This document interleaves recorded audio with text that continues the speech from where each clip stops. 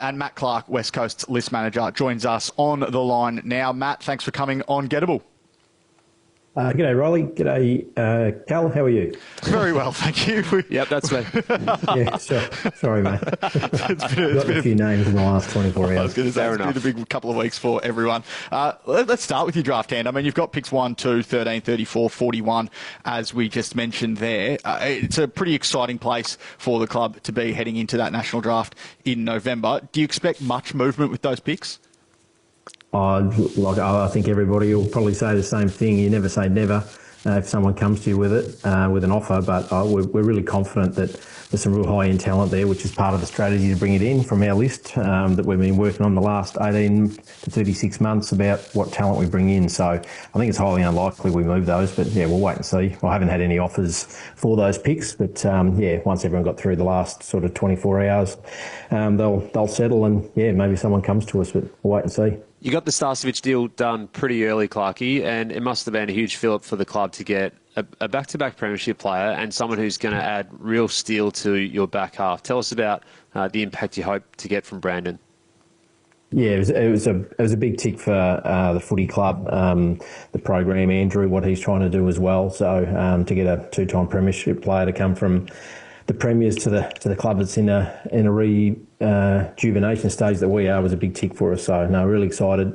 Very specific about the types we wanted to bring in positions, but also an age demographic too. So Brandon's proven at the level. He can come into our back 6, back 7, and really show the way for a lot of the young guys that are down there and add some extra steel to Jinby and Baker and Edwards and these sorts of guys, and obviously Young coming in as well. So it was a big tick for the footy club. Just on Young, I mean, Tyler Young from the Tigers, you knew him well, obviously, at the Richmond Footy Club, but do you feel like your 6 or 7 in defence now is really settled and you build from there under Mini? Yeah, I think so. Yeah, we obviously, with Tom Barras going out last year and obviously losing one of the greats of our footy club during the year in Jeremy McGovern, there's always a thought of we're going to replace Gov. You can't replace Jeremy McGovern, it's as simple as that, but we needed to bring in some types that could actually assist in those areas. So Young is one we've been looking at. We've been looking at key backs across the competition, and there were a number there that we thought were accessible, and Youngie was probably one of those. So yeah, we're really excited what he can bring in. He's obviously hasn't played a lot of AFL footy because he started late in his career, but we think that what he can add to those other guys and Starcevich coming in as well is pretty exciting for our back line. We just had Jason Cripps on the show and asked him about Callum Archie, and he said that they'll do their work on it. Do you have any interest in Cal Archie as a pre-season draft option, given you would have number 1 pick if you happen to open it?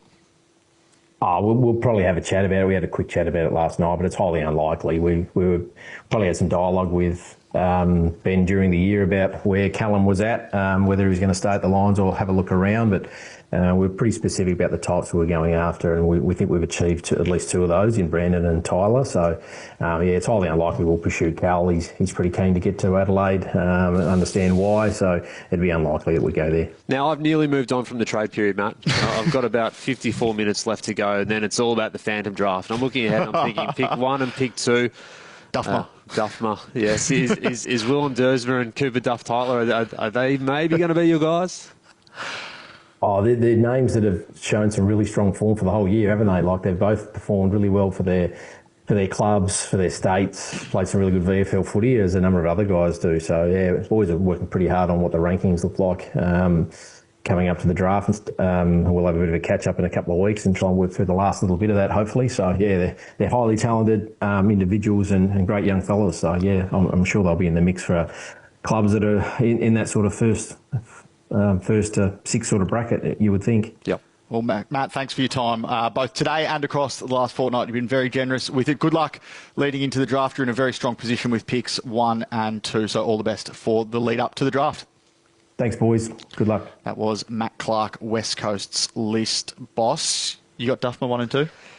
Yeah, I've been pretty solid on that one for a while. So look, there's always opportunities for others to come in. Xavier Taylor had a great finish to the year after what was a great season from him. Sully Roby is pushed up the ranks. Dyson Sharp's form throughout the past 3 years really has put him right into the mix of being a top 5 pick. But I think in talent and spread and what you need, I think Willem Dersma will be heading to West Coast. It's probably more just I think the Cooper Duff Tyler one maybe is I wouldn't say as certain, but nothing certain a month out anyway. But that's the way I'm looking at it, yeah.